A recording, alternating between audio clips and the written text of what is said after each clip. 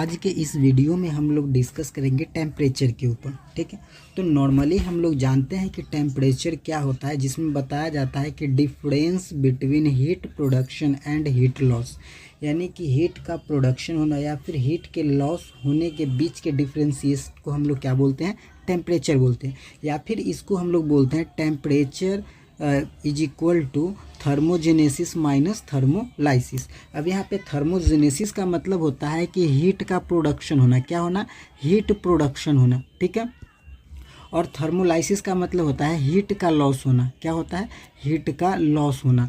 तो यहाँ पे याद रखिएगा कि थर्मोजेनेसिस का मतलब होता है कि हीट का प्रोडक्शन होना, ठीक है, लेकिन थर्मोलाइसिस का मतलब होता है हीट का लॉस होना। ठीक है, लेकिन एक्चुअल में अगर हम लोग बात करें तो ये हीट होता क्या है, टेम्परेचर एक्चुअल में हमारे बॉडी में होता क्या है, इस चीज़ के बारे में अगर पूछा जाए, अगर आप लोग जानते हैं तो कमेंट में बता दीजिएगा, लेकिन अगर आप लोग नहीं जानते तो फिर हम यहाँ पे आपको बताएंगे।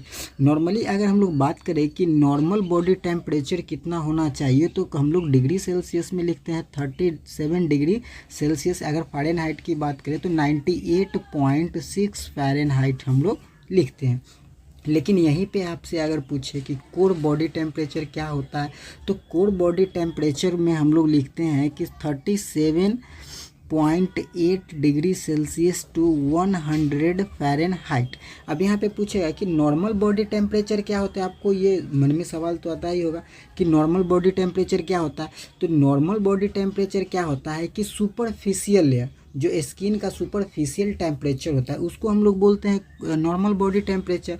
लेकिन कोर बॉडी टेम्परेचर ये होता है कि जो इंटरनली जो भी हमारा टेम्परेचर होता है उसको बोलते हैं हम लोग कोर बॉडी टेम्परेचर। अब हम बात करते हैं कि ये एक्चुअल में टेम्परेचर होता क्या है। तो देखिए टेम्परेचर क्या होता है, यहाँ पे थर्मोजेनेसिस और थर्मोलाइसिस का मतलब यहाँ पे आपको समझना है। ठीक है, तो देखिए जब भी हम कोई फूड कंज्यूम करते हैं, क्या करते हैं, फूड कंज्यूम करते हैं, तो ये हमारे बॉडी में जीआई ट्रैक से होते हुए स्टमक में जाता है। स्टमक में जाने के बाद वो क्या करता है कि अपना जो भी प्रोसेस होता है, मैकेनिज्म होता है, उसके थ्रू वो एब्जॉर्ब हो जाता है, किसमें, ब्लड वेसल्स में। किस में हो जाता है, ब्लड में एब्जॉर्ब हो जाता है। उसके बाद ये जाता है कहाँ पे, ये जाता है हमारे जो भी सेल टिश्यू वगैरह है जो भी होता है वहाँ पे जाता है। ठीक है, तो जैसे ही सेल में जाता है, ठीक है, तो सेल में होता है हमारा क्या, माइटोकॉन्ड्रिया। क्या होता है, माइटोकॉन्ड्रिया।